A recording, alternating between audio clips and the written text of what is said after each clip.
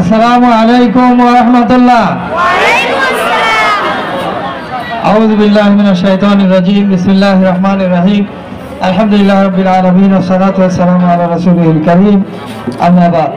Bogura city idol মাদ্রাসার পক্ষ থেকে আয়োজিত আজকের এই 2025 দাখিল পরীক্ষার্থীদের সংবর্ধনা ও দোয়া মাহফিলে আমাদের সম্মানিত প্রধান অতিথি, ইসলামী আন্দোলনের বরিষ্ঠ কণ্ঠস্বর, বিশিষ্ট শিক্ষাবিদ, বিশিষ্ট ইসলামী চিন্তাবিদ, বাংলাদেশ জামাত ইসলামী বগুড়া জেলা শাখার সংগ্রামী আমির, ইসলামী আন্দোলনের সিপাহ সালার, আমাদের শ্রদ্ধাভাজন নেতা অধ্যক্ষ মৌলানা আব্দুল হক সরকার আমাদের মাঝে উপস্থিত আছেন।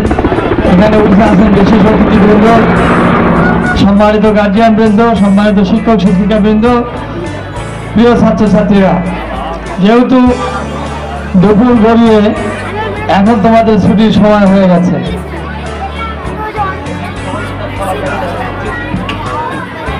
তো একটা জিনিস জানলাম যে তোমাদের সবার জন্য খাবার প্যাকেট আছে। তা অন্তত ক্ষুধা মুখে আর কিছু সময় একটু বক্তব্য শোনো, তারপরে ইনশাআল্লাহ সবাইকে আপনাদের প্যাকেট পৌঁছে দেওয়া হবে। আর অল্প একটু ধৈর্য ধরো, আমি একটু কথা বলার পরই প্রধান অতিথি মহোদয়কে দেব, যিনি মূল্যবান কথা বলবেন। তো তোমরা কেমন আছো সবাই? আলহামদুলিল্লাহ আলা কুল্লি হাল। আমরা যেভাবেই থাকি আল্লাহর বান্দা, আমরা আল্লাহর প্রতি খুশি আছি এবং আল্লাহর শুকরিয়া আদায় করি। এই জন্য সবসময় বলতে হবে, কি বলতে হবে? আলহামদুলিল্লাহ। আজকে এই যে আমাদের সোনামণি ছেলে মেয়েরা, এই যে মেয়েরা আমার দিকে তাকাও, দাখিল পরীক্ষা দিচ্ছ তোমরা। এখানে অনেকে একবারে প্লেতে ভর্তি হয়েছে, এরকম কেউ আছে নাকি? আল্লাহ আকবার। 1 2 3 4 5 6 7 12 বছর 13 বছরের মাথায়। আল্লাহ আকবার। ক্লাস 5 এর আগে ভর্তি হয়েছে যারা, একটু দেখি হাত তোলো। 1 2 3 4 5 6 7 8 9 10 11। তার মানে আর বাকিরা ধরো 6 এ ভর্তি হয়েছে 5 বছর। এই যে 12 বছর পর্যন্ত তোমরা, এমন সময় তোমাদের মা বাবারা গার্জিয়ান এখানে নিয়ে আসছে যখন এরা ভয়ে ক্লাসরুমে যেতে চায়নি, কান্নাকাটি করতো, টয়লেট বাথরুম করা শিখেনি, নিজের খাওয়া শিখে নাই। সেই অবস্থায় মা বাবারা অত্যন্ত ভালোবাসা নিয়ে, আত্মবিশ্বাস নিয়ে আমাদের হাতে তুলে দিয়েছিল। আমরা হাঁটি হাঁটি পা পা করে তোমাদেরকে প্রতিপালন করার জন্য, বড় করার জন্য, শিক্ষিত করার জন্য আমরা সাধ্য অনুযায়ী চেষ্টা করেছি।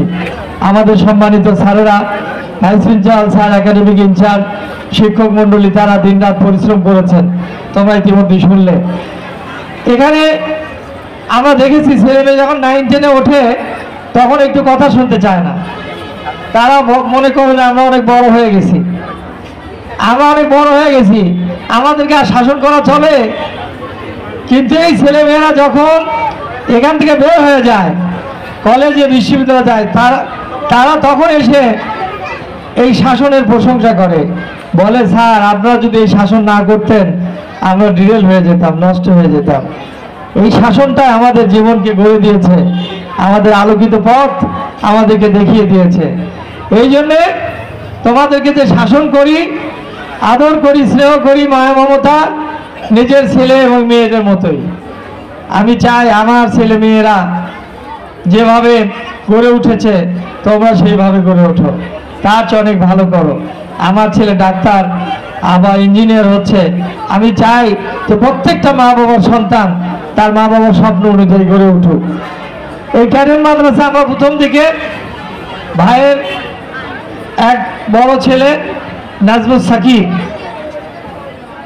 আমাদের 8-এ বগুড়া জেলার মধ্যে ফার্স্ট বৃত্তি পেয়েছিল। তখন 3জন ছাত্র বৃত্তি পেত জেলায়, পুরো জেলার মধ্যে। তো 8 থেকে আমাদের এখানে বৃত্তি পেয়েছিল ভাই বড় ছেলে। সে ঢাকা বিশ্ববিদ্যালয়ে পড়ে এবং অনেক বড় নেতা, এবং লেখাপড়া শেষ। এই যে আন্দোলন হলো, এই সমন্বয়কদের সমন্বয় ছিল নাজমুল সাকিব। আল্লাহু আকবার। এইভাবে তোমাদের অনেক ভাইরা বগুড়া শহরে এই বৈষম্য বিরোধী আন্দোলনের নেতৃত্ব দিয়েছে। এই জুলাই আগস্টে ছাত্র জনতা রক্তস্নাত বিপ্লবের মাধ্যমে দ্বিতীয়বার অর্জিত স্বাধীনতায় একটা মুক্ত, স্বাধীন, বৈষম্যহীন, ইনসাফপূর্ণ, মানবিক বাংলাদেশের স্বপ্ন যে আমাদের ছেলে মেয়েরা দেখেছিল, তোমরা এই ছাত্ররা তোমরা আবাবিল পাখি হয়ে এই দীর্ঘ 16-17 বছরের স্বৈরাচারী সরকারকে উৎখাত করেছ। যারা মনে করেছিল আজীবন বাপদাদার দেশে তারা আর কোনোদিন কাউকে ক্ষমতা আসীন হতে দেবে না, নিজেরাই চিরদিন ক্ষমতায় থাকবে, কিন্তু আল্লাহ তাআলা এই ছোট্ট ছোট্ট সোনামণিদের দিয়া এই বিশ্বের, আধুনিক বিশ্বের সবচেয়ে নিষ্ঠুর স্বৈরাচারকে বিদায় করেছে। এখন তোমাদের কাজ হচ্ছে এই দেশকে নেতৃত্ব দেওয়া। এই দেশকে নেতৃত্ব দিতে হলে তোমাদেরকে মানুষের মতো মানুষ হতে হবে, ভালোভাবে লেখাপড়া করতে হবে। আগামী 10-20 বছর পরে আমরা এই চেয়ারে কেউ থাকবো না। এই চেয়ারগুলো তোমাদের গ্রহণ দখল করতে হবে, তোমাদের দ্বারা পূরণ করা হবে। যারা ডিজেল হয়ে গেছে, যারা নিশাখোর, যারা ইয়াবাখোর, গাঞ্জা খায়, তারা এই দেশকে নেতৃত্ব দিতে পারবে না। তাদের একটা সুন্দর জীবন তারা নষ্ট করে ফেলছে। এই জন্য আমি তোমাদেরকে বলি, আমরা এই সমাজের বাসিন্দা, এই মহল্লায় আমরা ওঠা বসা করি, আমরা অলি গলিতে যাতায়াত করি। মা বাবাদেরকে বলবো, মাদ্রাসায় দিয়েছেন বলে আপনারা একেবারে নিশ্চিন্ত থাকবেন না। আপনার ছেলেমেয়েরা কার সাথে ওঠা বসা করে, কোন পথে যাতায়াত করে, কোথায় বসে থেকে বেরি সিগারেট খায় কিনা, অন্য কিছু হাত বদল করে নিশায় তারা মগ্ন হলো কিনা, তারা ডিজেল হয়ে গেল কিনা, দয়া করে সেদিক খেয়াল রাখবেন। অনেক মা বাবা এমন বলে যে আমার সন্তানকে তুলার মধ্যে করে তুলে করে মানুষ করি, খবরদার আমার ছেলের গায়ে হাত দেবেন না। আরে বাবা, আপনার ছেলের গায়ে হাত দেবো না এটা ঠিক, কিন্তু আপনার ছেলে যখন দুষ্টমি করে, আপনি তো একটা দুটো সন্তানকে বাড়িতে লালন পালন করতে গিয়ে হিমশিম খেয়ে যান, রাগ করেন, চট থাপ্পড় মারেন, তাহলে 30 থেকে 40 জন ছেলে মেয়েকে একটা ক্লাসে টিচার কিভাবে কন্ট্রোল করবে?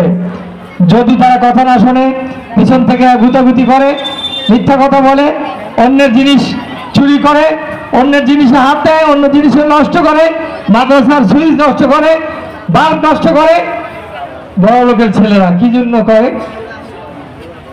তাদেরকে শাসনে রাখতে হয়, মোটিভেশন করতে হয়, তাদেরকে বোঝাতে হয়।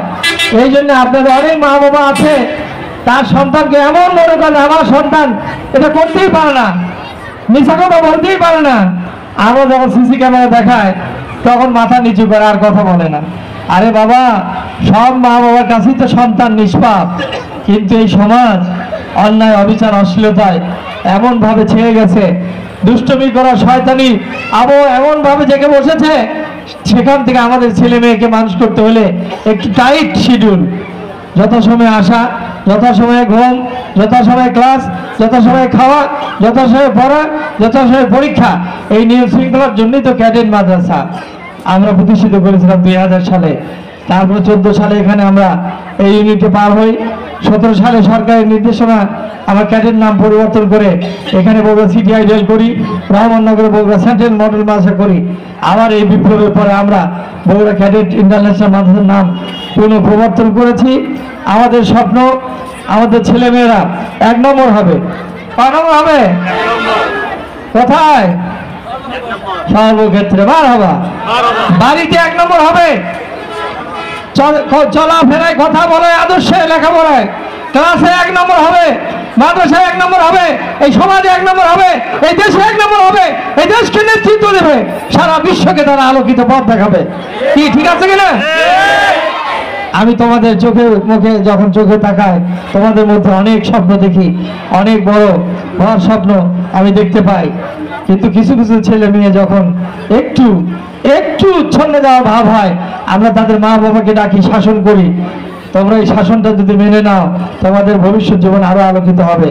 যদি তোমরা এটাকে অন্য দৃষ্টিতে নাও, এই যে তোমাদেরকে কোথায় গেল মেনহাজ, কোথায় গেল জিসান, এই যে তোমাদের অনেকেরই নাম আমরা জানি, অনেকের জানি না, আমরা নাম ধরে ডাকি, শাসন করি। কথা বলতে আমরা তোমাদেরকে এই জোরে কথা বললে কেন, এই এখানে ভাত ফেলালে কেন, এই এখানে হাত দিলে কেন, এগুলো আমরা বলি।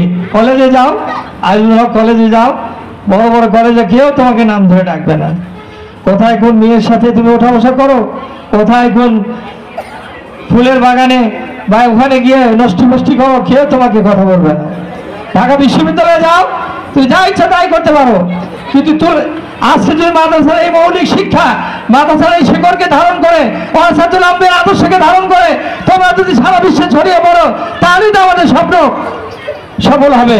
আমি আশা করি আমরা চিরদিন বাঁচবো না, 100 বছরও বাঁচবো না, 1000 বছরও বাঁচবো না, আমরা চলে যাব, কিন্তু আমরা 1000 বছর তোমাদের মাঝে বেঁচে থাকবো।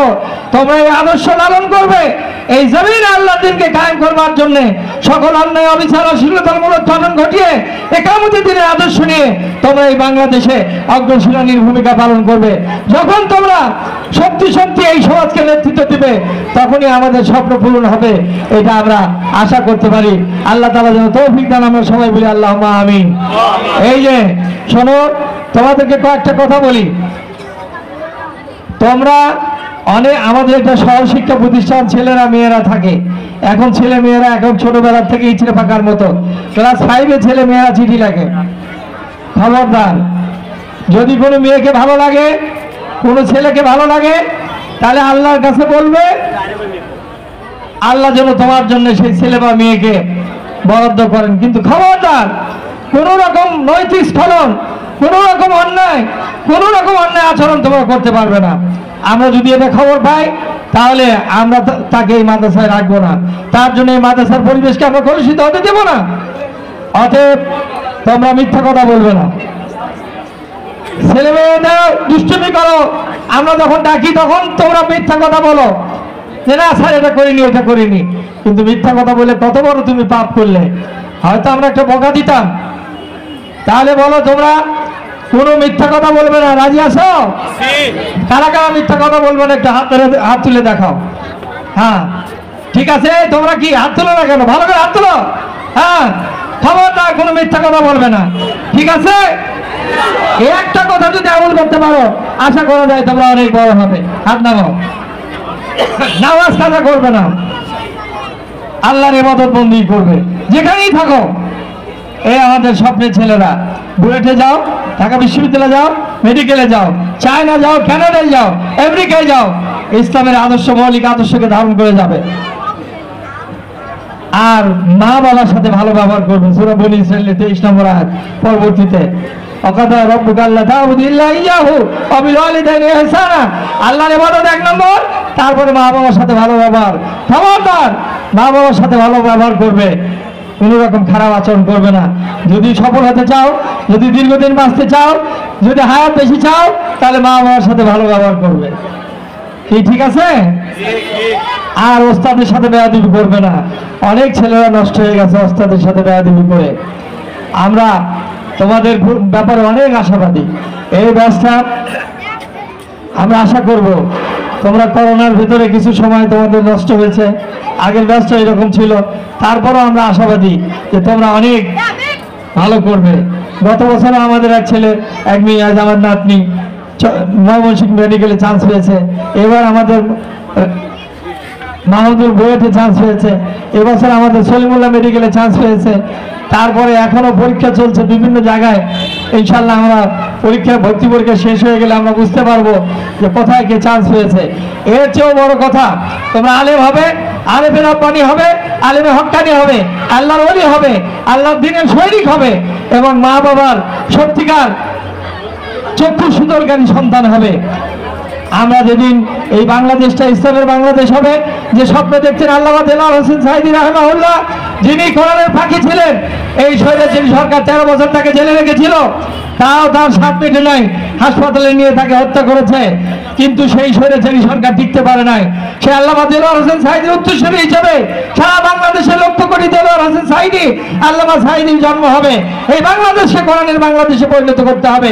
আগামীর বাংলাদেশ হবে কোরআনের বাংলাদেশ। বলো আমার সাথে, আগামীর বাংলাদেশ, আগামীর বাংলাদেশ ইসলামের বাংলাদেশ, আগামীর বাংলাদেশ ওলামায়ে কেরামের বাংলাদেশ। এই আগামী বাংলাদেশ বৈষম্যহীন, মানবিক, ইনসাফপূর্ণ একটি বাংলাদেশ। এই বাংলাদেশে আর কোনো স্বৈরাচারের ঠাঁই হবে না।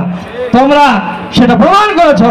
ইনশাআল্লাহ সেই সুদিন ফিরে আসবে, সেই প্রত্যাশা ব্যক্ত করে আমার সম্মানিত শিক্ষক শিক্ষিকা, কর্মকর্তা কর্মচারী, গার্জিয়ান বিন্দু যারা দিনরাত পরিশ্রম করেছেন, আমার এই সোনার ছেলেদের, আমার সোনার মেয়েদের, কমলবতী সোনামণিদের আমি অনেক অনেক অনেক উজ্জ্বল ভবিষ্যৎ কামনা করে, পরবর্তীতে তোমরা যারা আসছো তোমাদের জন্য সাফল্য কামনা করে, আর প্রধান অতিথি মহোদয় আমাদেরকে এতক্ষণ সময় দিয়েছেন, সারা জেলায় তার অনেক প্রোগ্রাম, তারপরও তিনি আমাদের ভালোবাসায় এখানে এসে অনেক সময় দিলেন, তাকে ধন্যবাদ দিয়ে আমার বক্তব্য এখানে শেষ করছি। আলহামদুলিল্লাহ রাব্বিল আলামিন।